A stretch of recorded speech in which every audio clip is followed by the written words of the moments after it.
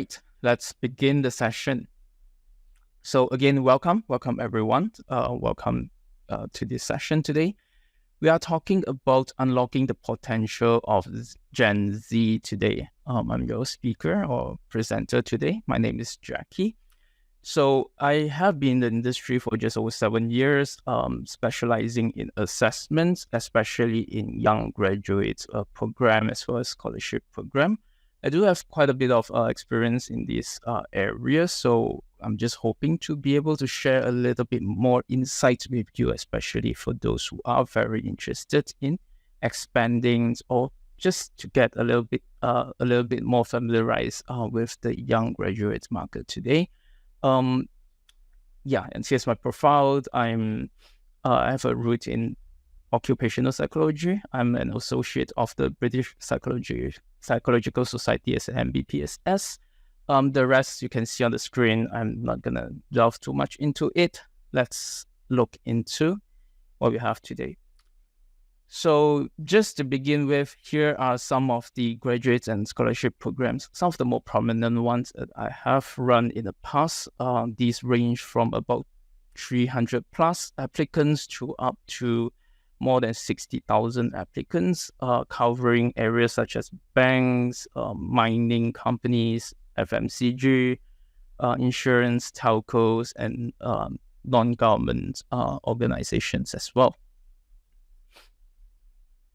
So beyond that, I am also a youth and young adult leader in the Evolve Youth Ministry, which is a ministry that is focused on developing youth and young adults today. Now, our leaders consist of medical doctors, lawyers, engineers, accountants, and all the occupations that our Asian parents dream of. But instead, we came into HR and psychology. But it's still good. We are helping others to achieve their best at work. Now, jokes aside, our dream and our team does also consist of many other occupations like HR, counselors, designers, teachers, and even mortgage agents and more. Now, this is not associated with Accendo as a company. This is just a personal interest and experience working with young adults and youth. So the point is, I'm not just speaking to share to you, but I'm also speaking for the youth and young adults. So taking the points from both ends of the world. Now, these are our topics of the day. Now, I will begin with talking about the uprising of the next generation and why it is important to understand them, what is unique about them, and then we get into hearing their voices. And then combining the above, we create some strategies or things that we could do to adopt and adapt to the generations. And then finally, we'll wrap it up with some key takeaways for today.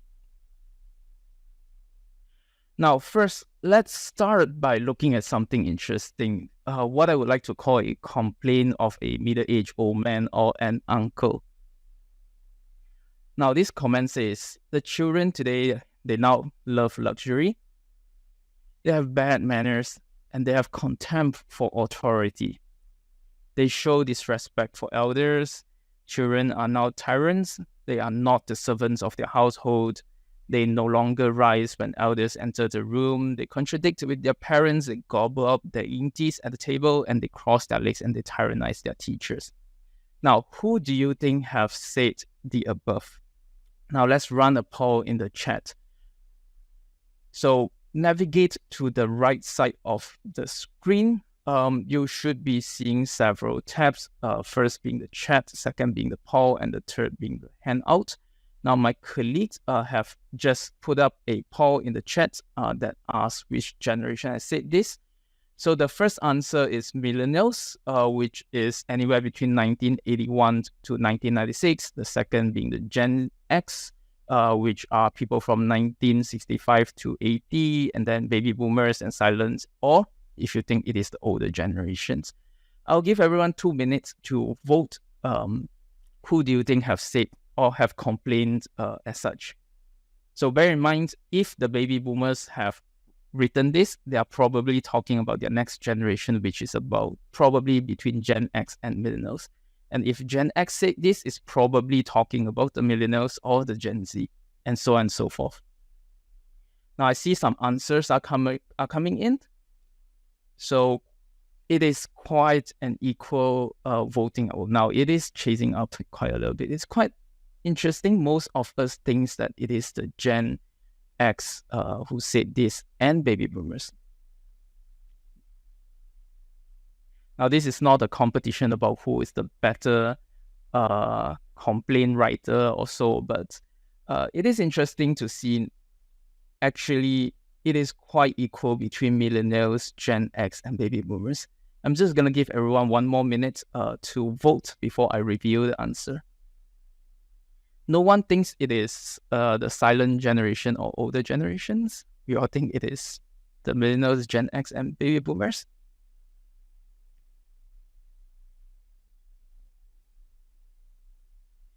Okay. Now, let's close the poll. We have 21 answers in total. So there are 29% who says that the millennial have said this probably about Gen Z or the generation after. A third of the participants have said that it is the Gen X, probably talking about the millennials, and about 38% says that it's probably the baby boomers. So the answers are quite similar to each other. Now, let's look at the real answer. It's neither. It's way, way older. So apparently, people have been disagreeing with their next generation since at least 2,500 years ago. I couldn't find anything older. If I were to find any pictogram driven in the pyramids, they are probably talking about the same things as well. So the point is, each generation has some form of gaps between them and their next. So it is important to understand and strategize on how do we work with the next generations. Now, why is it important? Now, before we get into that, I will need to set some of the definitions right. Now, what do we mean by Gen Z? Now, we have multiple generations that we've mentioned the polls earlier. Now, it starts with the greatest generation, which is somewhere before 1927. And then there was the silent or World War II generation, which are those who were born into the war or they were born post-World War. There are the boomers who were born into fast growth economy post the war. These are the generations that have already retired or are closing to their retirement. So people around late 50s and actually in their 60s as well. And then there is Gen X, those who are born between 1965 to 80. These are people who are born into liberal movements of the world. Millennials who are born up to 1996, these are people who were born into recession in their childhood. So these are the people who today mix up most of the ownership and leadership positions, as well as middle and senior positions in the marketplace. Now, the job market is now entering with the Gen Z, those who are born between 97 to 2012. These are people who are born into the internet, people who are born into technology in their childhood, and these are people who are entering the fresh entry into the workforce. And then later on, we have Gen Alpha. These are sweet problems we only need to deal with a little bit later. So as we can see, each generations are born into different significant events of their respective times in their childhood, in their growing up, where adaptation leads to development of different strengths and different abilities that are most needed of their times. So people who are born into recessions are more careful with their decisions and money. People who are born into fast growth economy are more able to look at expansions and so on, for example. Now, pruning or degeneration of less necessary abilities of the century or of the time are often misunderstood as being weak and soft. Now, often when we are looking at the next generation, as the uncle or Socrates have put it, everyone does see some differing values of next generation, but these are often caused by the needs that are developed at the different times. So we'll get a little bit more into that later on as well. Now, before I go any further, I do want to get your understanding. I do want to get your understanding by looking into your chat. So if you have any questions or any things that you'd like to share, or if you'd like to get my responses, you may put it into the chat, but I may only answer Q&A towards the end of the sections or towards the end of the webinar to ensure that we're able to see, because there are a lot of insights that I'm preparing for you today. So we'll have to manage the time a little bit. Now, let's look into the Z force entering the workforce, where we are looking at a world population statistics, but I'm focusing on Malaysia. I do apologize that I do notice that there are many overseas participants today. Here's a big welcome from Malaysia. But I do consider some of these statistics are quite similar or quite applicable across the ASEAN region. So if there are some differing trends or patterns at different countries, the same logic applies as well. Now, looking into the statistics in Malaysia, those who are born between 1997 and 2012 makes up about, or actually over 5.5 million of them. These are people entering the workforce now and over the next 7 years as your primary productivity source. We also see that there is a shrinking population as compared to the millennials. You can see there's a sharp drop there. Now, that means the millennials' shoes are much harder to fill, and good candidates hold much stronger card to choose today. We can also see that compared to the previous generations, the gender population gap is actually closing.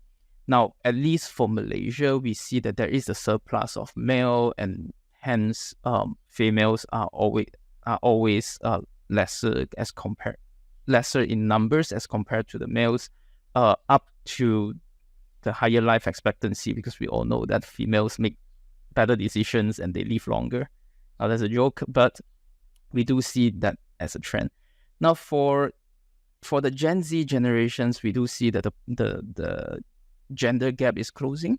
So gender diversity becomes much easier to achieve. It is one of the things that we can anticipate. And also with the higher rates of educations and entering the workforce of females, so we do expect that this becomes a little bit easier. But when these are being said, are the companies ready to welcome the Gen Z into the workforce? Now, over 90% of the companies that we have surveyed have pointed out that unrealistic expectations are one of the most pressing struggle. But this statistic is later being refreshed, and then we can see it still makes up about half of the expectations.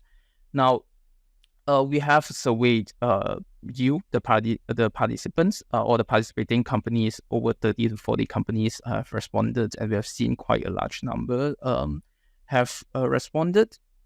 Now, I apologize. The 90% is from the earlier when we were at about half of the responses were in, but now we are still looking at about 45%. Of the companies finding Gen Z's unrealistic expectations being one of the most pressing challenge.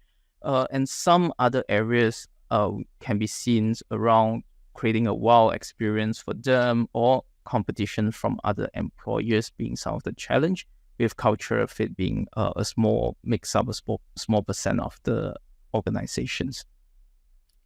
Now, we also see that the preparedness of organizations for Gen Z is mostly, or 2/3 of the organizations is only up to somewhat prepared, and only 1/3 of the organizations are well prepared for Gen Z. Now, this again hints that we do need to spend some time and effort to look into what are some of the things that can be done on optimizing this journey and experience.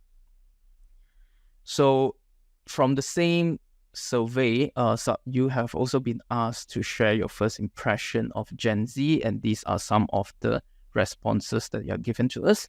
I've briefly grouped them into different colors and different areas. So we do still see on the positive side, being digitally fluent, being tech savvy, being technologically advanced are still some of the things that you mentioned. And on the other hand, their age being young and being fresh and all this is a given. Some of you have mentioned that the expectations wise are rather short term, unrealistic. At times, it's not dedicated or convicted. And then on the other hand, also the lack of resilience, and somebody brought up the term strawberry generation as well. Now, these are the impressions. We will validate in the following insights and see if they are true. So let's explore the characteristics of Gen Z. Now, first, getting into the Gen Z, we need to understand some of the phenomena or the main challenges that plague the generation today. Now, it requires a little bit more digging into understanding who and how Gen Z is being coined. But one of the more interesting discussions was about the zombie generation. Now, when I was reading it, of course, it's not the mainstream explanation of how Gen Z is being coined, but I find that kind of true. Now, when it comes to Gen Z, we often see that findings are talking about how this is the generation that is very desire-driven. They lack long-term drive or discipline. This is similar to what you have mentioned in the survey as well. They are also highly aware and obsessed at times with self-image, hence leading to perfectionism, with the kind of all or nothing thinking. So on one hand, parents want them to be the A students, but then on the other hand, they couldn't, and hence they would rather just give up also.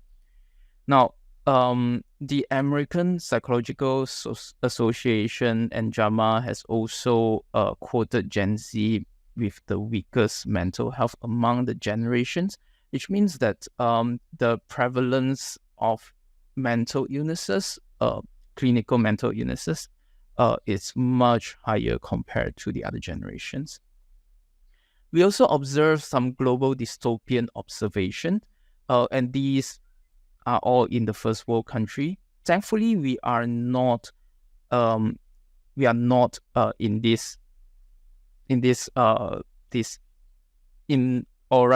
ASEAN, we are not experiencing this yet. But this is something we may need to be aware of and be and know that these are some of the challenges that Gen Zs are facing. So in places like China, there is this term called 躺平, which means laying flat on the ground. In the US, there is this phenomenon called quiet quitting, which means giving minimal effort, which is similar to what China is experiencing. People, they have come to terms that there's nothing that I can do to achieve anything, and I might as well just laying there.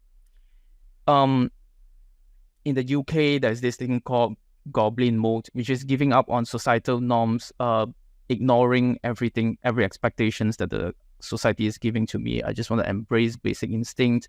You try not to search too much on the internet or on the Google. You might find pictures of people just running around naked in their house, and so I did ask you to search it up, yeah. In Japan, there's also this phenomenon called hikikomori, which is a severe social withdrawal. People just stay in their home like for over 10 years. They don't leave their house. They just use e-hailing for food and so. South Korea, there's also this term called the Enpo generation, which is also about giving up on numerous things. Now, this is our next generations in the first world country. which is, about 5-10 years or maybe a little bit more ahead of us. Again, luckily in ASEAN or this part of the world, we are not experiencing such yet. But the point is, it is much harder for our youth today, our young people today, to not become as such in the world that has been shaped this way. So we need to be a little bit more empathetic about what kind of world that they are living in.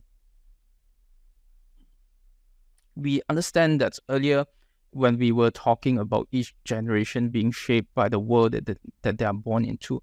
Now, today it's not a lecture or a seminar, so I'm not going to talk too much into these old theories and all. Some of you may have been exposed. Some of you may want to search it up on Google. This is a very old theory, but still very applicable. It's called the ecological system by Uri Bronfenbrenner. Essentially, what is saying that heroes are the product of environment of their times. Heroes, so are villains as well.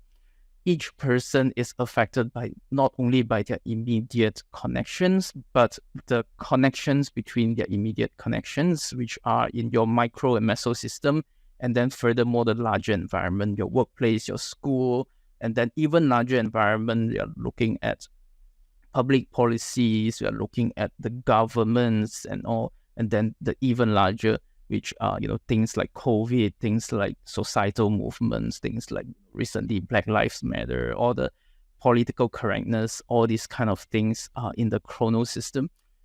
So what kind of world are Gen Z living in today? The world that is shaped by boomers and Gen X, and to some extent, millennials like me as well. So it is very resource rich, and hence we see that kids today are enjoying themselves in a lot of instant gratifications. Hence, often Generation Z is fueled by desires instead of needs. We are also seeing a lot of global exposure thanks to the internet at very young age, and as young as when they start speaking. Predefined success is a huge thing that leads to, like earlier mentioned, unrealistic aspirations or success that may be easily drowned out by other people. And hence all this dopamine rush that is gained by, like earlier mentioned, also I think somebody mentioned TikTok, and all these are phenomena that leads to leading to this global phenomenon of these predefined success affecting young people's view of what is success and what needs to be done to achieve success. And then we also see that Gen Zs today are a lot more aversive, or they are avoiding making influence. It is caused by restrictive environments. Although we talk about freedom, we talk about being liberal, but it's nothing compared to what the Gen X has experienced in the past as well. Now, today, a lot of Gen X has no desire for influence. Later, as we look into the data, we can also see some of the trends going on there. So I attribute this to two things. One being the postmodernism stress on political correctness. Postmodernism is a movement that talks about, how everyone is entitled to preferences of their own. Everyone's free. Everyone's can choose what they want and all, which also often condemns people who wants to influence other people. So this is a much more Western, I would say, kind of culture. And then on the other side of the world, in Asia, especially in places like China or Russia, where planned society has control over everybody's fate, again leading to people not wanting to influence, because no matter what kind of effort you put into exerting influence, at the end there's a good chance of being or failing as well. So that's it. Some of us may say that this is a world that we live in as well. Why don't we experience the same phenomena? Now, I would like to quote Bane from The Dark Knight, which says that, you merely adopted to the dark. I was born in it, molded by it. So for most of us here, we have experienced the era, especially in our childhood, before the internet, before the instant gratification. Some of us were born into recession. Some of us were born into much harder time where our parents tell us stories about walking to school over 15 kilometers up the hill, down the ocean. It's very different world that they are born into today. So again, all I'm asking is empathy, and empathy takes us further to change and empower our next generation. So let's look at some of the aspirations that the young people have come up with. Now, again, of the impression, I know a lot of people think that young people nowadays all wants to be YouTuber, Twitcher, TikTokers, or so. So what I have done is I've ran a small survey. Now, don't take this scientifically. I'm not running like a 1,000-man survey to get like a results that is representative of global or even national population. I've just done a small survey that's just shy of just smaller than 100% to see some of the trends going on in the young adults. And these are surprisingly different from what we are thinking. Now, these are some of the key terms that came up when we asked about aspiration. While the sample size is not huge, but these are all very real people that instead of just a random survey that goes out or a survey that pays, but these are people who are looking to join the workforce or have just recently joined the workforce, who truly wants the employer to hear what they want. So let's look at some of the areas that they want to look to get into. Now, there is a huge number of areas in investments and entrepreneurship. There's also a large number of them who wants to go into corporate or commercial functions. There are a number of them who wants to get into technology, art and media, and a small number wants to get into subject matter experts. Now, funny that if I look at here, the big four of Asian parents, doctor, lawyers, engineers, accountants are not here. Maybe you can, maybe accountant is there, but your top three is never there anymore. So again, to see that the kind of aspiration that our generation, our previous generations, and the previous generations holds are very different. So again, the expectations can be rather different as well. Now, when it comes to career preferences, we also see that quite a large number of them doesn't want to join any large corporate. Some of them wants to be, a quarter of them wants to be self-employed. A third of them wants to be wants to get into as a small and medium enterprise and startup, and only about 43% still wants to join larger corporate. So what does this mean? Why, compared to our previous generations, people no longer wants to look into larger corporate, and people are consciously picking smaller organizations or even being self-employed? So what do they actually value? But because when it comes to salary, benefits, or fame, reputations, or being able to expose globally, these are all the things that large corporates can give a head start to the young generations, but most of them are not looking to that. So when it comes to the priorities that we have asked, what are the most important things that you find in your first job and in your dream job? We see that Gen Z is a lot more pragmatic and a lot more about growth today. So I've briefly grouped things into being pragmatism, sustainability, gratification, and influence or exposure. So at the top, we see that on average, the top priorities is on personal growth and development, followed by culture, followed by security and stability, workplace environment, and work-life balance. This is interesting because it's not like what we have been expecting our next generation to be thinking about. A lot of us, when looking at the ask of their salary, when we're looking at their ask of some of the benefits also, we think that, these are people who are all about getting a lot of pay, getting a lot of benefits, getting a lot of holidays or whatsoever. But we see gratifications are somewhere much lower compared to,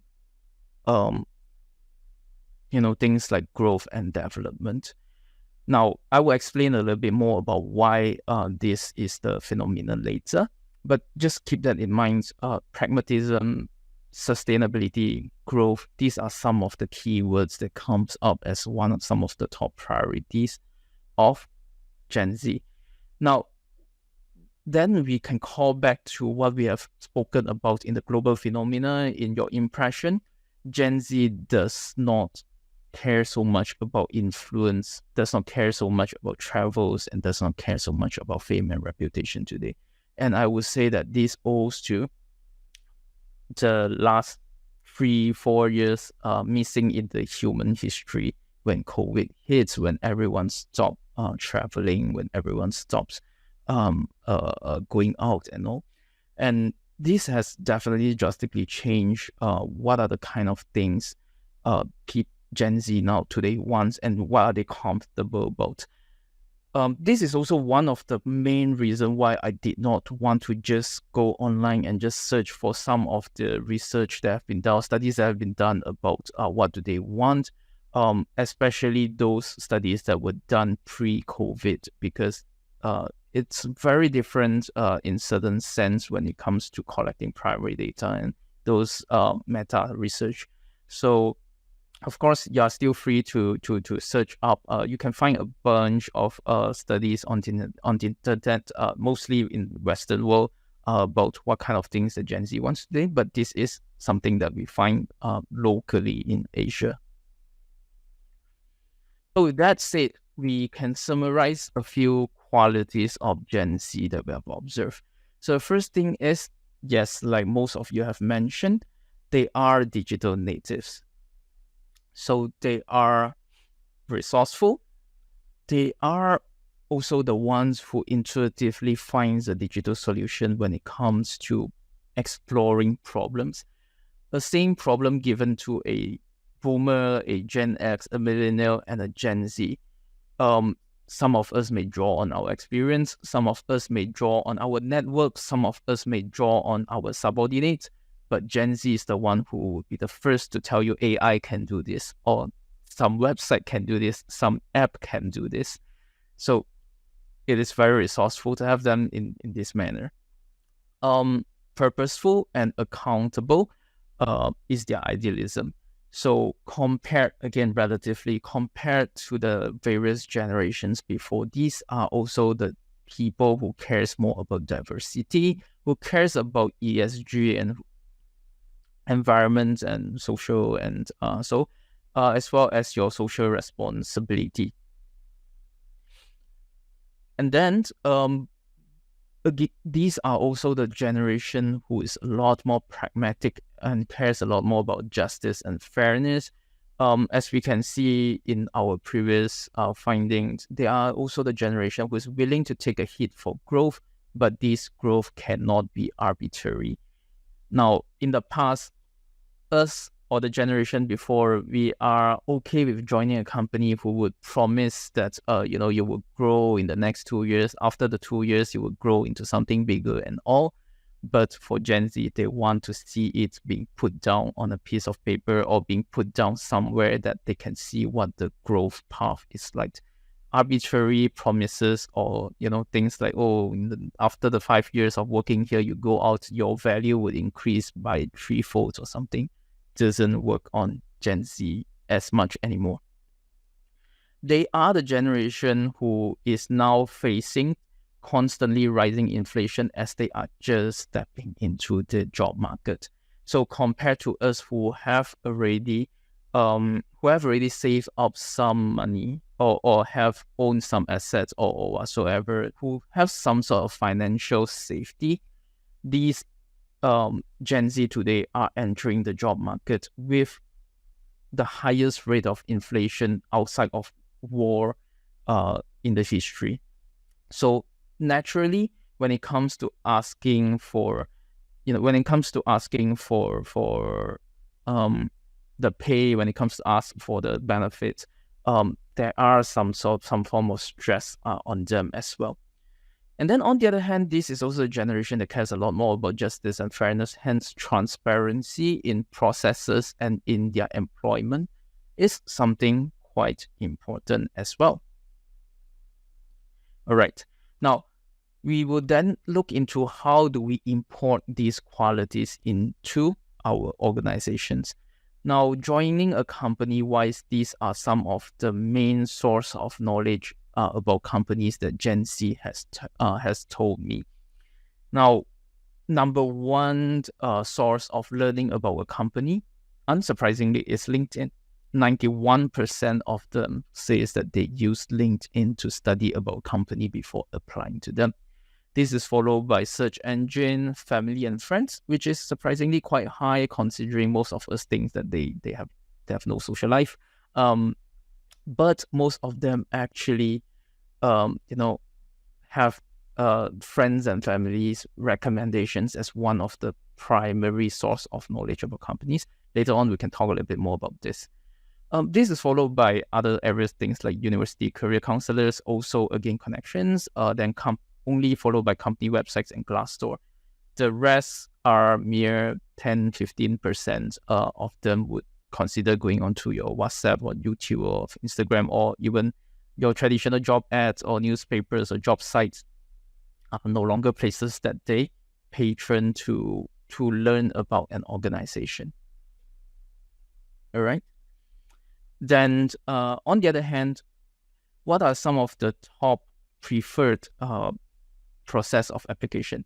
Now, where job site has sit as the lowest about the source of knowledge, it sits at the top as the preferred application process. Now, this is something interesting, isn't it? So people want to read about your organization on your LinkedIn, on your search engine, or even on from their friends and family, and then they want to apply on job sites directly. So kind of means that you don't need to put too much information on your job site, that they don't bother reading so much from there, but they once they have made up their mind, then they would go to the job site and apply from there.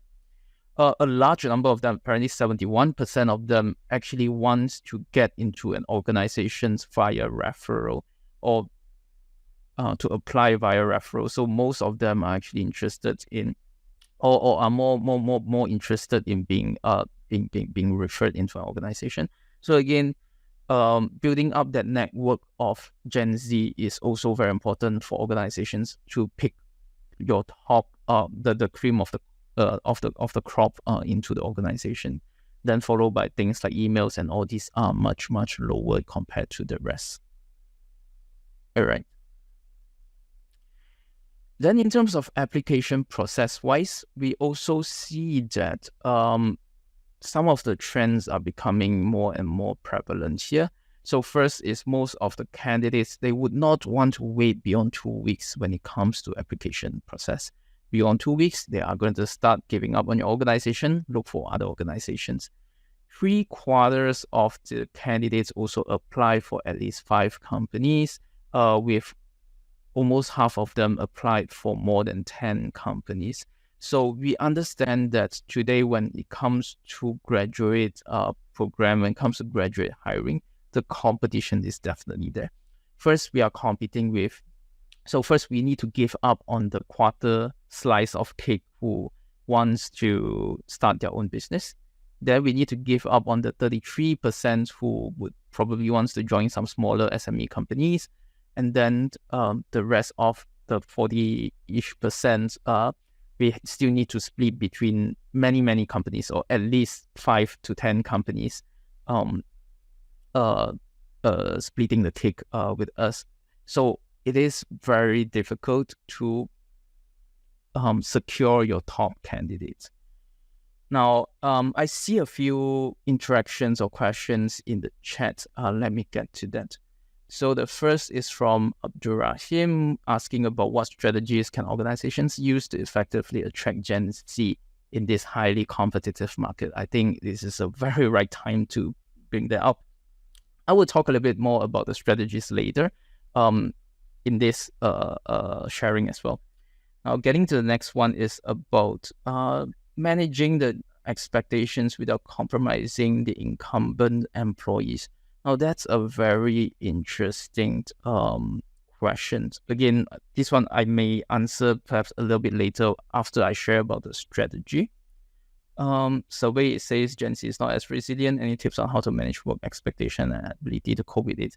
Now, this is something that I could talk about in my sharing about the strategy later as well.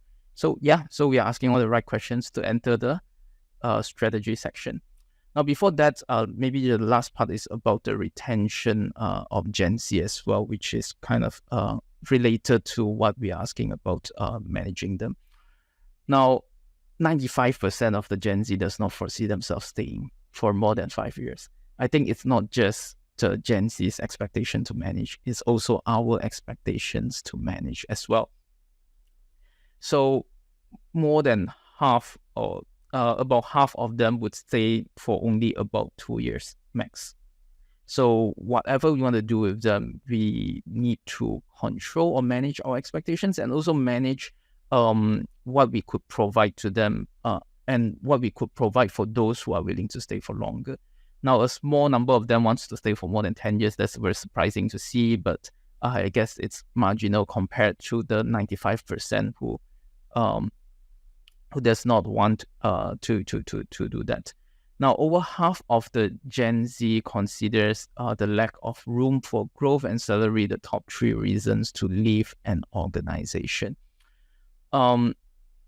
Then that's only followed by salary itself. Then the rest of the things, things like manager, things like culture and all, these are somewhat important. About a third of them see these things being very important.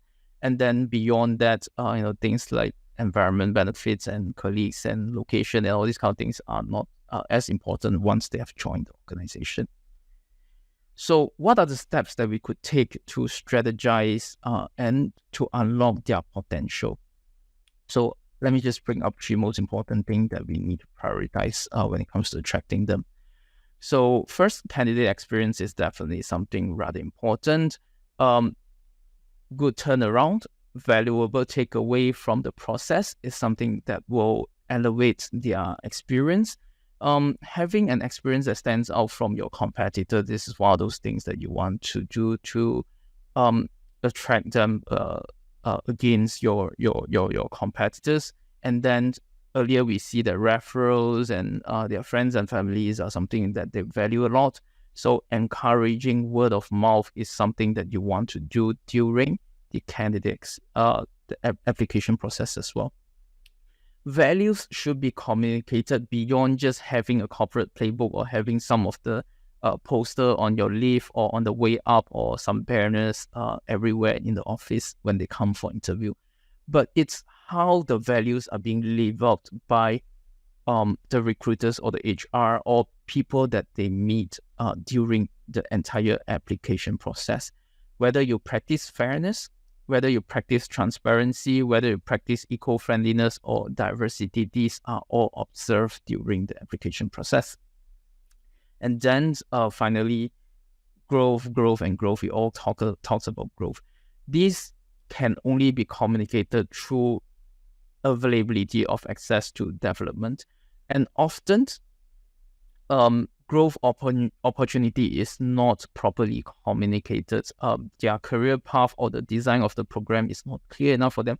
I understand often HR, we want to maintain certain flexibility so that we don't promise anything too much or too far. But it is also important to be able to draw up something for them to see. The reason why Gen Z is asking of high salary is, of course, other than the stress, other than entering the job market during inflation and all these kind of things, is they can't ask for anything else. I can't enter your organization and negotiate with you and ask, oh, if I were to join your company, can I get a 2-year program into this? Some of them may ask, can I get a sponsorship into a master's degree or something?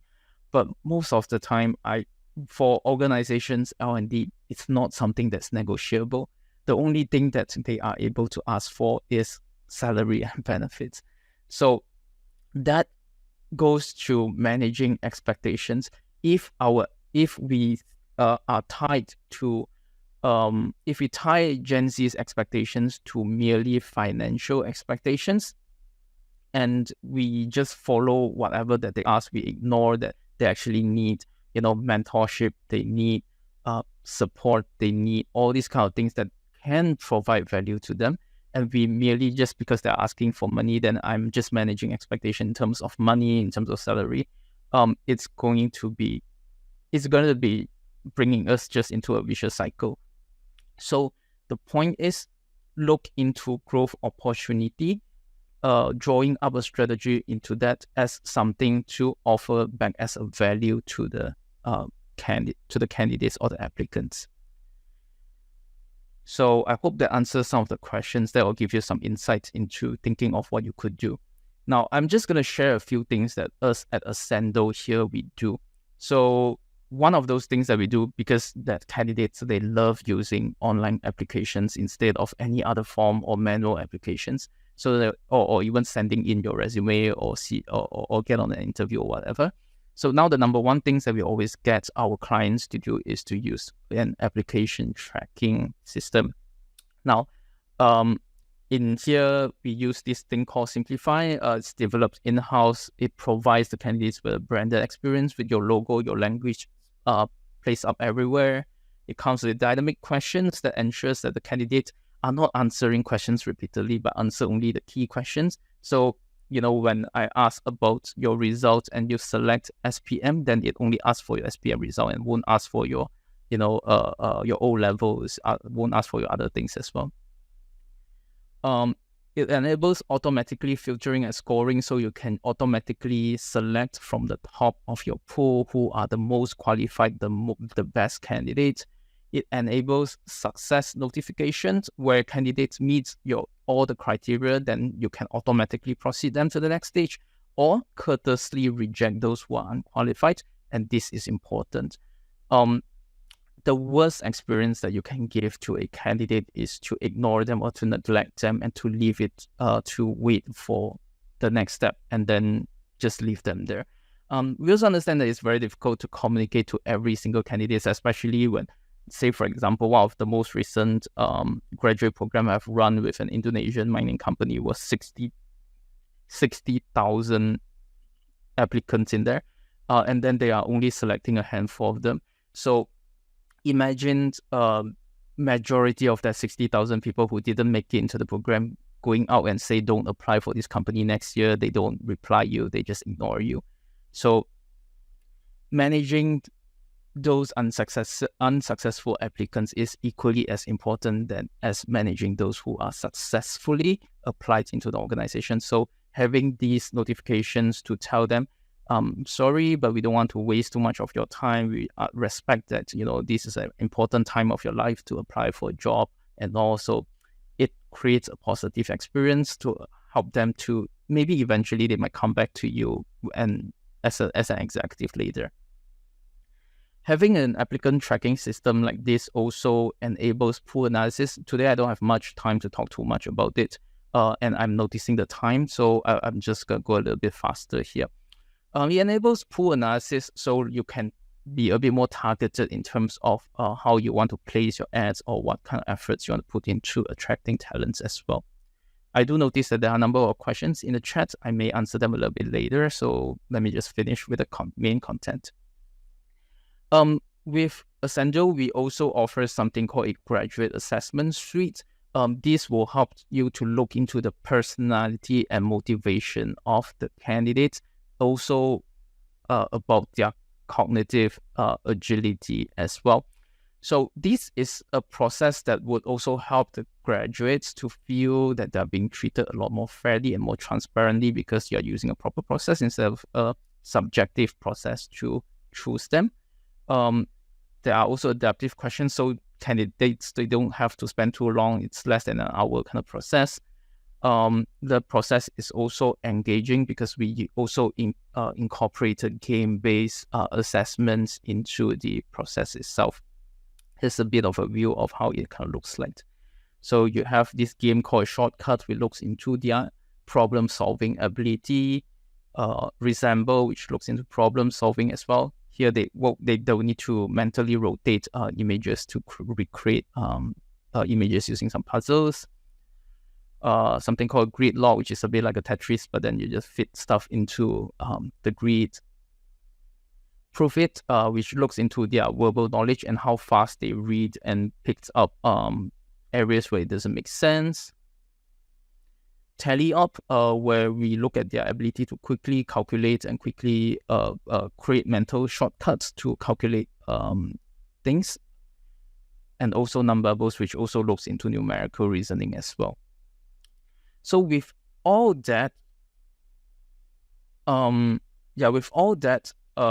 we are able to do is to give you a candidate-friendly graduate assessment report.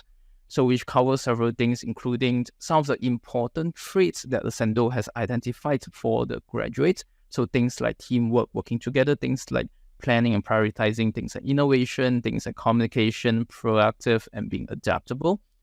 Beyond that, we also provide some guidance about their future career path. What are the ideal career path for these candidates? Be it people catalyst, the networking type, be it young entrepreneur, the entrepreneurship kind, or the specialist type.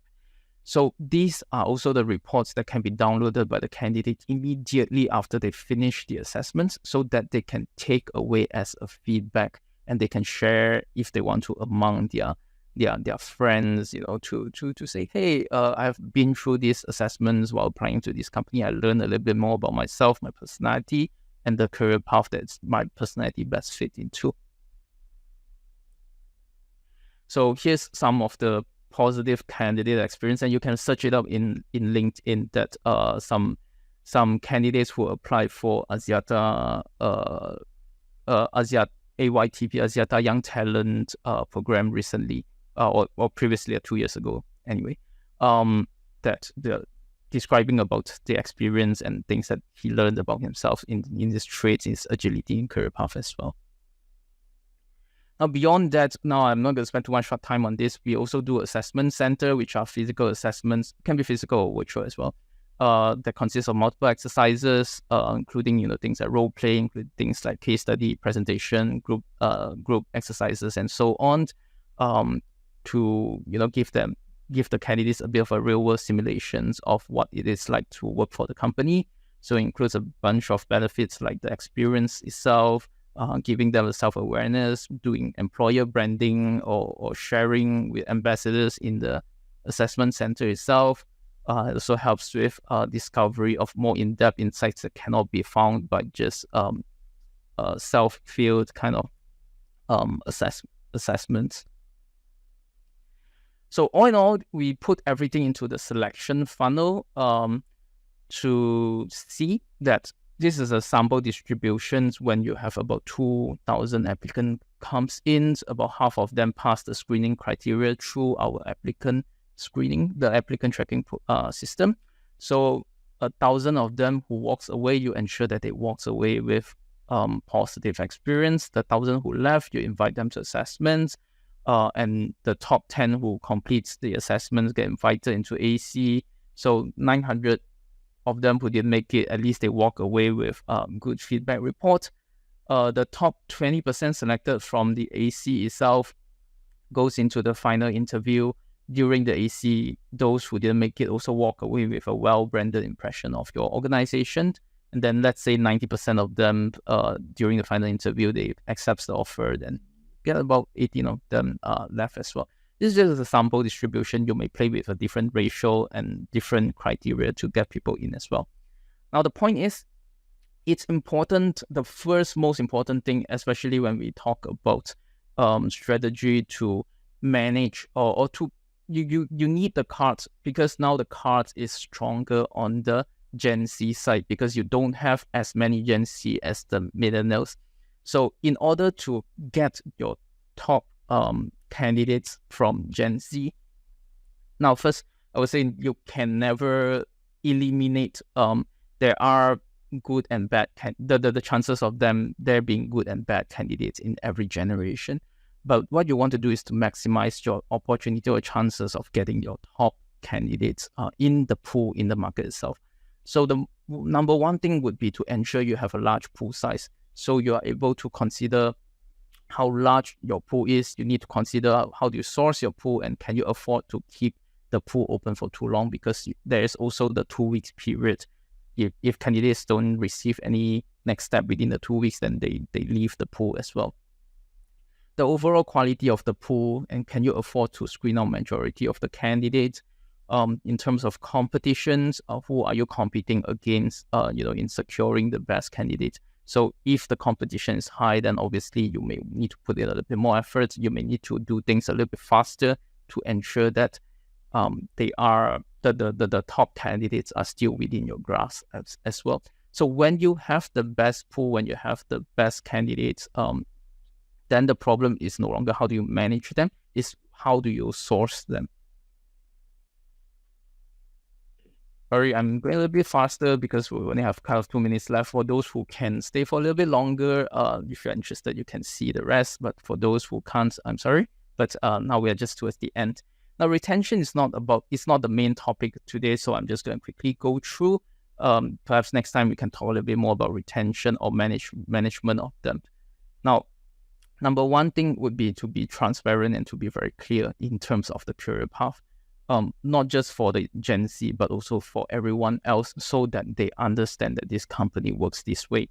Now, fair and transparent policies, opportunity for growth along with expectations, avoid lowballing them, as well as giving them a fair development platform is important as well. Other than that, empathy and support is something very important. You want to remove all the social obstacles left behind by the social norms from your previous generation. Previous generation expect us to, to not talk or to do something during certain times and all. So those are expectations left by the previous generation. But whether we are able to remove these obstacles is something that would help the next generation. Providing them mentoring or coaching relationship is something important to retain them in the organization as well. And then personalized development path again goes with the career path as well. So what we can do is also to use a learning experience platform. This is one of those things that we do in Accendo. It's a partner of us called Disperse. So it's an AI-powered development journey generator or something that ties into their assessment results as well.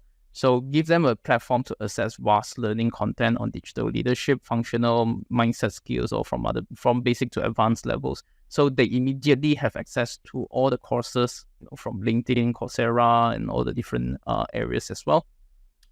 It's a single portal to track and to access over 10 million plus learning assets. So again, for further more understandings, you can always reach out to us. We can talk a little bit more about it, but today it's not about, it's more about selections, less about retention, so we won't be doing too much in it. Just to wrap it up, so the conclusion today is that we need to strategize and empathize in order to win Gen Z. They are definitely a group of people to win over, because people definitely grow and people definitely go as well. So understanding their needs to ensure that their path into the workforce is smooth is something that will help them a lot. To understand their needs, also to strategize using some of our priorities that we have mentioned to win them. Let go of the past norms, expectations set onto us from the past generations. I have an interesting story to share, but today we don't really have time, so it's okay. If you are interested to do, hook me up, contact me. We can always share about the stories when it comes to this part as well. Practice the culture that we want to communicate in engagement, not just put them on walls, not just put them in your lift, but during the application process, during the communications, show that as clear as possible. And then finally, support for growth is key.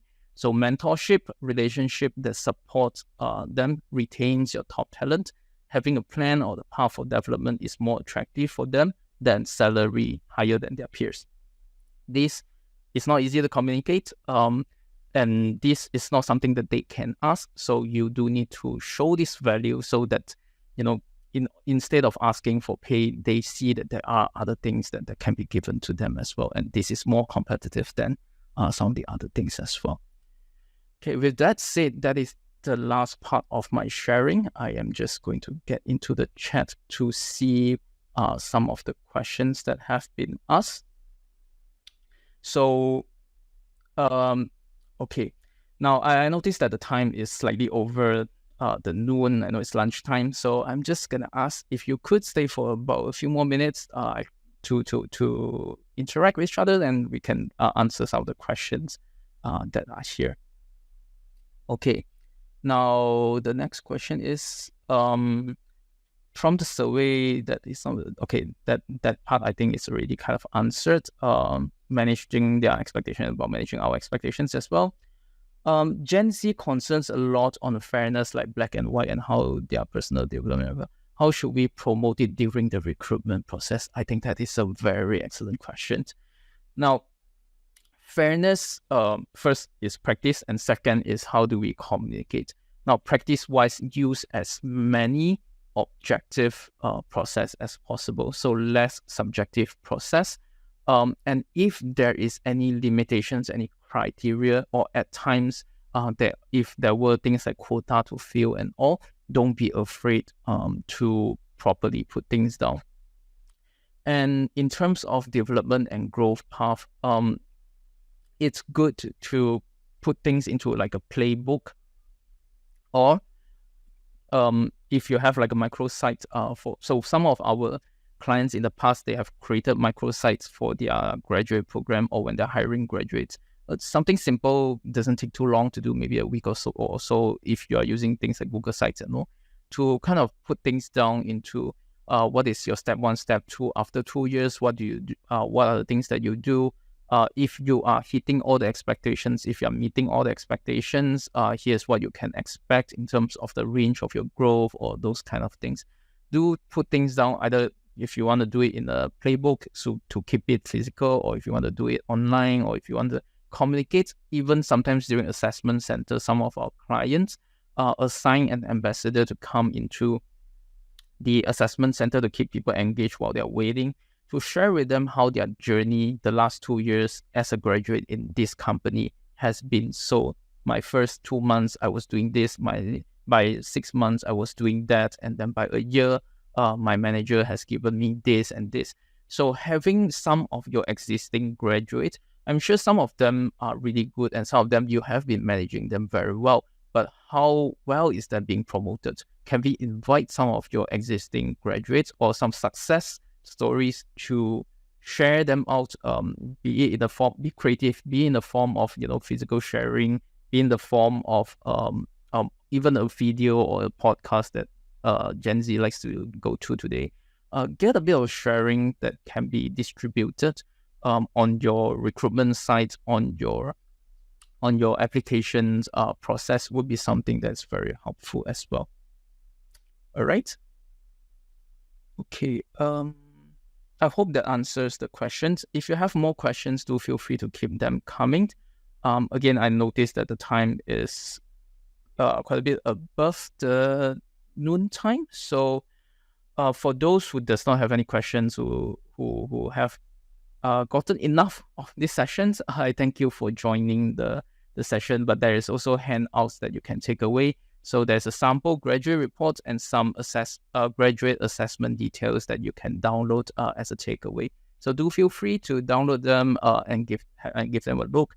And if you would like to connect with us, or you want to connect with me personally, these are some of our contacts on the screen. And I'm sure my colleague have also triggered a feature on this platform to let you go to our website as well. All right. Once again, thank you so much for spending this time with me. I know it's a lot of things to take within an hour, but I'm hoping that it has given you some insights. Thank you for your valuable time. Yeah.